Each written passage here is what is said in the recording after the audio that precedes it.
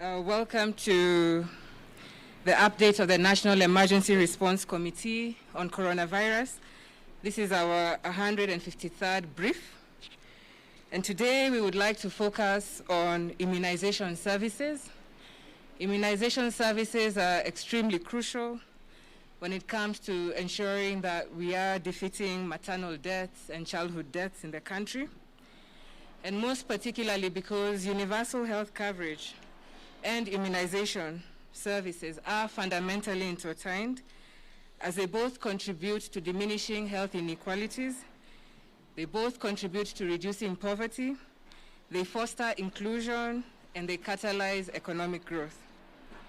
Now, through the implementation of the National Immunization Program and with the collaborative investment of development partners, Kenya has made substantial gains when it comes to childhood and maternal diseases, most particularly in noting that maternal and neonatal tetanus disease, as well as wild polio virus, have been eradicated in Kenya. And this is through continuous investment in immunization services. Now, a scaling of these joint investments has seen a further expansion of our immunization programs through the introduction of 6 new vaccines in the past decade, all of which continue to contribute to the reduction of childhood diseases and deaths. These vaccines, amongst them, the vaccine against cervical cancer, amongst them, rotavirus, amongst them, pneumococcal vaccine, are all available free of charge through a network of 9,500 health facilities across the country, teaming with facilities from the public, private sector, faith-based facilities, as well as NGO organizations. The Ministry of Health continues to sustain its investments in immunization services, and we take note that at least in the year 2019, we were able to attain a national average of 83%. However, in the age of COVID-19, we do note a decline in the absolute number of children who are vaccinated, and this has been observed, of course, due to disruption brought about by coronavirus. And when we compare the same time period this year compared to last year, we are noting that we have a 2.34% dip. Last year, we had about 640,000 children immunized as at this time. This year, we've shaved off about 20,000, coming to around 600,025 children vaccinated this year. In addition, we've also noticed a dip when it comes to the HPV vaccine for 10-year-old girls, which currently stands at a coverage rate of 46%. And so in the age of COVID-19, we continue to remind all Kenyans and to inform them that immunization services are ongoing and are available across all our healthcare facilities, and that the vaccine schedules as delivered through the National Immunization Program are there and are available. We continue to encourage parents and guardians to ensure that their 10-year-old girls have received at least the 2 doses of the HPV vaccine, and for our infants that we ensure that they complete their vaccination schedule, particularly targeting to ensure that all infants have received 2 doses of the measles rubella vaccine by the time they're 2 years old.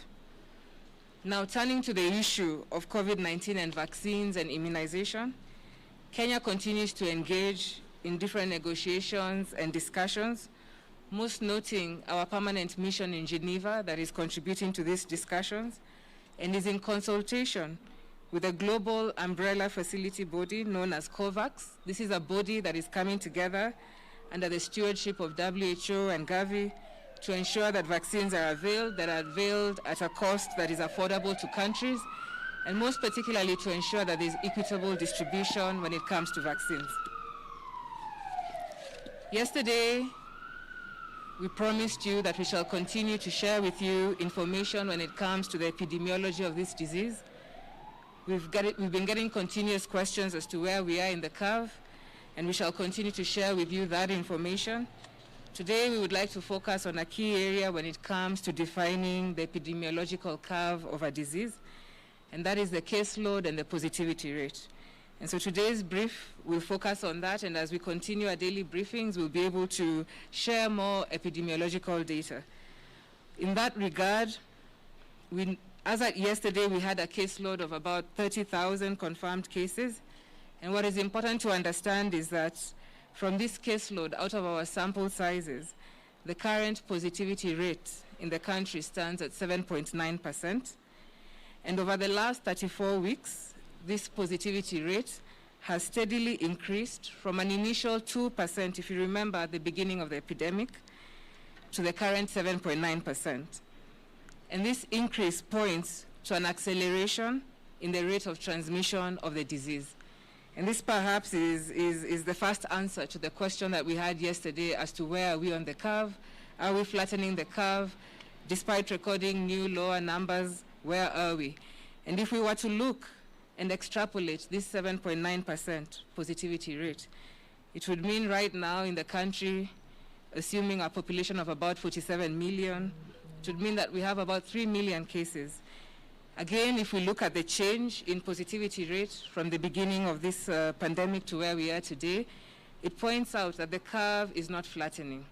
And this will be shared with you in terms of the graphs and figures that we've shared with you to show you that the curve is still peaking.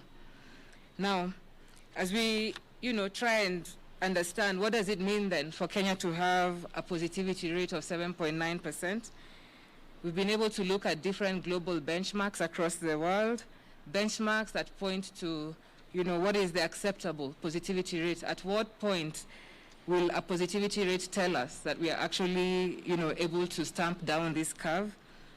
And global benchmarks by WHO tell us that when a country records a positivity rate of at least 5% or lower over a period of 14 days, then indeed we are getting to the point where we are able to flatten this curve. And as you can see, today we stand at 7.9%, and so we are continuing to ensure that we manage this pandemic and get to that global benchmark of 5% for 14 days.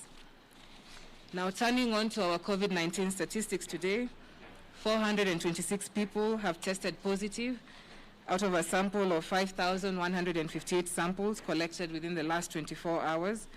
And this now brings the country caseload to 31,441 number of positive cases. And from all these cases, all are Kenyan, except 9 of them.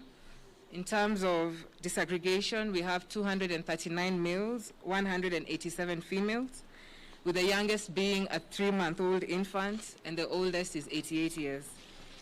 In terms of distribution by county, Nairobi leads with 132 cases.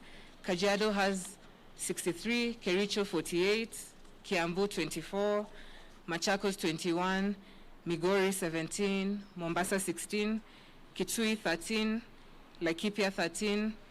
Both Nakuru and Kisumu have 11 cases.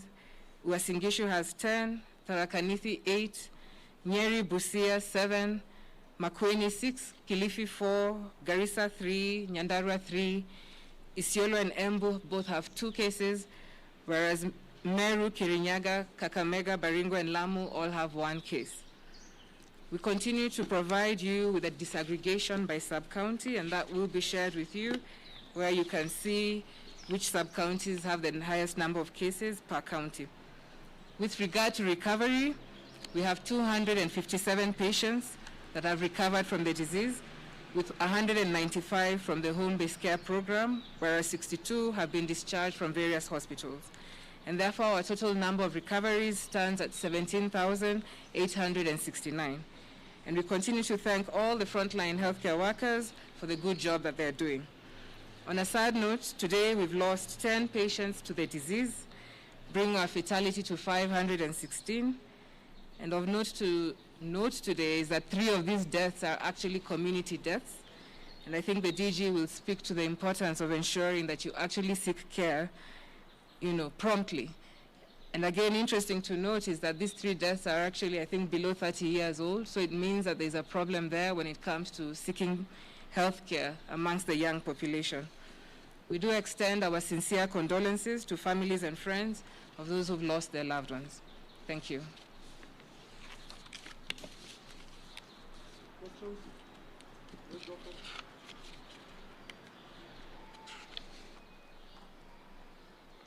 My name is Dorcas Wangera from Citizen TV.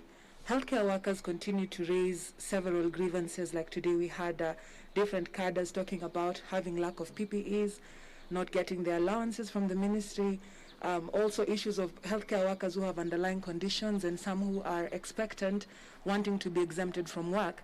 What will be the ministry's intervention? Even Nairobi's healthcare workers had threatened to down their tools, and you've mentioned healthcare workers are doing a good job, but they say that their grievances are not being heard.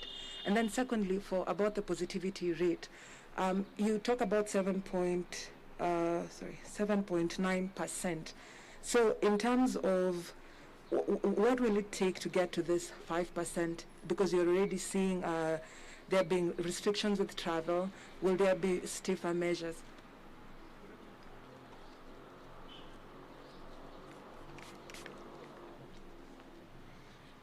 Good afternoon. I'm Purity Musel from KBC.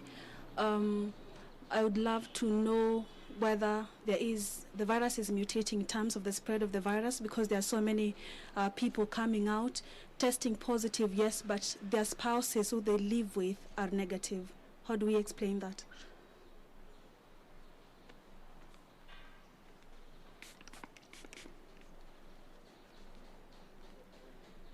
My name is Beldine Waliola from KTN. I want to ask, to what extent is coronavirus causing deaths in the country, put differently compared to previous years at this time? How many more or excess deaths are we recording during this corona outbreak? And number two, the DG, you promised to give us data on the infection rates and recovery rate of infants and older people. And also still, people are still complaining that the coronavirus tests delays are still, they're still experiencing that. Maybe what's the Ministry of Health doing?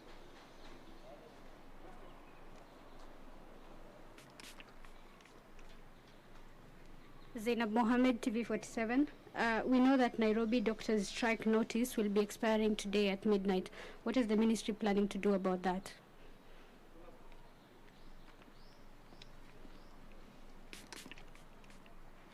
My name is Philemon Kimayo from NTV. The Council of Governors has raised the concern that test results are taking up to 1 week or more to be delivered. What does this say of contact tracing, headache that this causes? Thank you for that question, and I'll combine that question with a similar question that has been asked by Beldina concerning the delay in testing. Yes, there are delays when it comes to, sharing some of the COVID-19 results. These delays have been occasioned both in public and private testing facilities. There are challenges when it comes to ensuring, like we've previously said, that running a test, if I took samples from you here standing in front of us today, I may not actually be able to do a complete run because I need 94 samples to be able to do a successful run. So what this means is that every time we're doing sample collection, we have to have a very efficient and agile logistic system where we are batching samples to be able to get the requisite 94 samples to then enable the machine to do the run. And it's important that that is understood, that, the COVID-19 test is not conducted on individual basis. Just because you take Mercy's test doesn't mean that Mercy's test will now be run at 10 o'clock and Mercy will get her result at 6 p.m. No, we have to batch 94 tests and then run those tests as a set. And because of challenges in ensuring that we're doing that, there are teams working to facilitate that, to expedite that, to ensure the batching is done in a manner where in a day we are actually able to run the samples that we collect. And that is why we have delays, and the DG, I'm sure, will be able to explain further as to how we are attempting to reduce that time delay. It's important to know that this delay is not just in public facilities. We've received and had discussions with private testing facilities, and they too have challenges in being able to batch and ensure that samples can be collected and results received at the same time. Again, interestingly, this is not just a Kenyan challenge. This is actually happening across the world. Just last night, I was in communication with people from America, and they've been waiting for their tests for a week. So it is something that is happening across the world. Remember, this is a new disease. We are learning as we go. We are improving as we go. And that's important to remember. When it comes to looking at the excess deaths, there's been a question from KTN. How has COVID contributed to the current mortalities that we have? Like we mentioned previously, we've activated what we are calling sentinel surveillance sites across the country. We have 20 of them. These are hospitals. These are particularly level 4 hospitals who are able to record and tell us, is there any excess mortality when it comes to COVID-19? Most recently, I'm sure you've seen a report released by KNBS looking at different causes of mortality last year up to early this year in terms of the financial year. And we are looking forward to see the assessments that we are conducting at these sentinel surveillance sites. Will they be able to give us a clear quantitative answer as to whether we have more deaths or not? When we routinely look at our systems of reporting death, and this is the routine manner, of deaths being reported, we have not yet seen a spike or an increase in deaths. However, for us to be able to say, and to say it scientifically, in a manner that we can stand by it because it is done scientifically, we currently are in that process of doing that assessment to determine if we have any excess deaths. The other question that was asked was by Purity in terms of having one sort of member of a couple test positive and another test negative. This is actually not a new phenomenon when it comes to diseases. If you all remember, with HIV, we used to have what we called discordant couples, where one couple is positive and another is negative. And there are many reasons as to why you can get the situation of having discordancy. As couples, and particularly not just couples, even in a household, you could find that the father is positive. The father, is there day in, day out, spends time with the children and the mother, but some of them are negative. That again is discordancy. Right now, we cannot attribute mutation of the virus to discordancy. Sometimes when we look at how this disease is evolving, we are noting that perhaps within that household, somebody could have been in the recovery process earlier than another member of the household. So really this is something, again, that's under investigation the world over to determine exactly what happens for household units who are living together, particularly when you have cases of discordance. So Purity, it's not a case of mutation. It is a phenomenon that has been seen with different other viruses, and we are continuing to study to understand it. Some of the answers are that one member could actually have been contracted the disease earlier and have recovered. So that's one of the plausible explanations for that. The other question that comes in is on the positivity rates, and here the DG will help me in terms of trying to explain to you that yes, our positivity rate is 7.9%. Yes, the global benchmark is to try and get it to 5%, but not just 5%, but 5% for a continuous 14 days. And for us to be able to do that, it all goes back to the three things we've often talked about: wash your hands, mask, observe physical distancing. Of course, with continued testing, we will see an increase in this. And so we continue to really emphasize on that responsibility of adhering to those three measures. Now, the question of healthcare workers has been asked by several members from the Fourth Estate. Again, a question on lack of PPEs, a question on exemption when it comes to conditions. One, it's important to note that the Office of the President did release a circular when it comes to shielding the vulnerable in the community. And yes, pregnancy is one of those conditions that would require special conditions in terms of COVID-19, and also other conditions that healthcare workers may have. We have healthcare workers who are diabetic, who are hypertensive, who then require to be reprogrammed. Those who can work from home can work from home. Those who can work from low-risk areas can work from low-risk areas. With regard to PPEs, we continue to inform you and to insist that PPEs are there, they are available. Yesterday we had a question on the quality of PPEs, and we've really articulated to you that there are mechanisms where we assess the quality of these PPEs, and should there be any set that is of poor quality, send it back to us. There will be replacement at no cost. And we've emphasized on that over and over again. Grievances, we continue to engage with the union. We're in discussion with the NMS team that is handling this issue to ensure that the grievances are met. I'm aware advanced steps have been made, and I've consistently mentioned that at least pertaining to the insurance cover, that is under negotiation. NHIF is in the process of doing an actuarial process of what it would cost. The budgets are there, they've been availed. When it comes to PPEs, those are available. When it comes to providing quarantine facilities, Our quarantine facilities here are available for the doctors working under NMS. When it comes to dealing with issues of payroll, there's a process. Remember, we require the payroll to be transferred from Nairobi County to NMS, and that is a process that is underway, so that we can look at the issue of promotions and allowances. When it comes to COVID-19 allowances, all allowances have been paid, and we have that information to back that up, and that is important to note. I'll ask the DG to really add on to the issue of positivity, the epidemiology of the disease, and any other issue. Karibu, DG. Thanks, Madam. Yes. Let me start by the issue about the test and the turnaround time. Of course, you have seen our figures for the testing have gone up. I think now we have done more than 400,000 tests. But of course, with this, we have always experienced challenges, which we have always shared with you.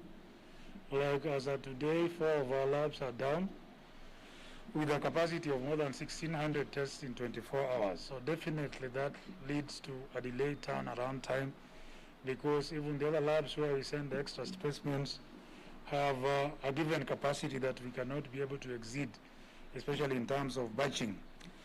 So as of today, the National HIV Reference Laboratory, the NIC laboratory are down. Our mobile lab in Namanga and the dry port in Naivasha are down. But we have already put measures into place to ensure that these labs are up and running within the next 24, 48 hours. So that would account for our delayed turnaround time. In terms of contact tracing, we have said over and over again that this is a science. It's important that we do contact tracing, especially where we don't have established community transmission of SARS-CoV-2. And contact tracing starts by first identifying the contacts, those who have come into contact with a positive case or a suspected case. Then we put them in what we call a line list. Then we do contact follow-up, which can be passive, meaning that you just talk to them, explain to them the symptoms that they could be able to get in case they become symptomatic, or active, where you follow up each and every day to see if they develop those symptoms, and therefore thereafter contact discharge. We still maintain that these are important processes, especially in counties where we don't have established community transmission. Like West Pokot, Elgeyo Marakwet, we are still reporting very few numbers. If we do aggressive contact tracing, we can actually stamp out the transmission of the virus entirely. Question 2 was regarding excess mortality, a very good question and very important. To be able to tell us what is happening at community level. More so that we have not done a national seroprevalence survey of the disease to be able to tell us the exposure level of SARS-CoV-2 in community level. We are working closely with the Ministry of Interior and our modeling team are trying to pour through the data to be able to tell us whether there is excess mortality. This study has only been done in one country in Africa, South Africa, where they found a 4-fold increase in deaths during SARS-CoV-2. Of course, not all those deaths can be attributed to coronavirus, because fear and stigma of going to the hospital means that you could also die of other conditions if you don't go to the healthcare facility. We'll be able to share this data with you once our modeling team working with the Civil Registration of Vital Statistics have poured through the data to be able to give us what it looks like. In terms of numbers of people infected, age group 0 to 9, there's that question about infants. That forms about 4.5% of the entire caseload, at about 1,400. Of course, I cannot be able to break this one down into 1 year, 2 years, because the number is very, very small. But the biggest proportion of our caseload is people aged 30 to 39 years, which is about 33% of the total caseload. The question regarding discordance, I think Madam Waziri articulated that very well. But remember, how you get corona depends on so many things. One of them is the dose of the infectious agent. It means if you are symptomatic and shedding a very huge load of the virus, it means then if you come into close contact with somebody, you are likely more than ever to be able to transmit that infection to somebody who is in the recovery phase and therefore shedding less of the virus. Number 2 is the proximity, and this is the essence of the physical distancing. If I'm too close to you, less than 1 meter, the chances of the droplets not falling down, therefore being transmitted to you directly, then puts you at a great risk. Number 3, of course, is the duration of the exposure, and that is why we say if you are in a closed environment where you may not be able to maintain physical distance, please ensure that you take the shortest time possible. And of course, the final one is your level of immunity. As was explained by Madam Waziri, even during the HIV pandemic, that there are those who could be able to get the virus and they are in a union and they are serodiscordant. So it is important to maintain all these measures that we put in place, and this is what is going to help us ensure that our positivity rate is less than 5% over the next 14 days or whichever time that comes, that we can be able to clearly state that our curve is flattening. So the measures remain the same, that you must ensure that you wash hands, you sanitize, you mask properly, you don't leave your mask on your chin, and of course you maintain social and physical distance. No case of the virus mutating reported so far, but even if the virus was to mutate, it could be either way. It could make it more virulent, more infectious, more dangerous, more lethal, but also studies have shown that viruses can also mutate into less virulent strains, like happened with SARS in 2003. Initially, the mortality rate was very high. When the virus mutated, it mutated into a less virulent type, and therefore the mortality rate went very, very low. And that is why many people didn't even take the SARS virus vaccine in 2003. We continue to celebrate the healthcare workers for the wonderful job they have done under very difficult circumstances. As of today, 854 of them have tested positive for SARS-CoV-2, with 450 being males, the rest being females. This puts the positivity rate for the healthcare workers at 2.9, which is fairly low compared to the global average of 10%. Of course, one healthcare worker exposed is one too many. We will continue to work together with them to ensure that they have adequate PPEs, ensure that we have done capacity building so that they know how to use the PPEs properly, practice infection prevention control measures, and also not only at work but back in the community. We have also recorded 15 deaths of healthcare workers. Again, our hearts go to the families, relatives and friends of our deceased colleagues. That gives a mortality rate of about 1.8, which compares very favorably with the national average case fatality rate of 1.6%, but less than the global case fatality rate of 3.6%. Thank you. Thank you. Bishop.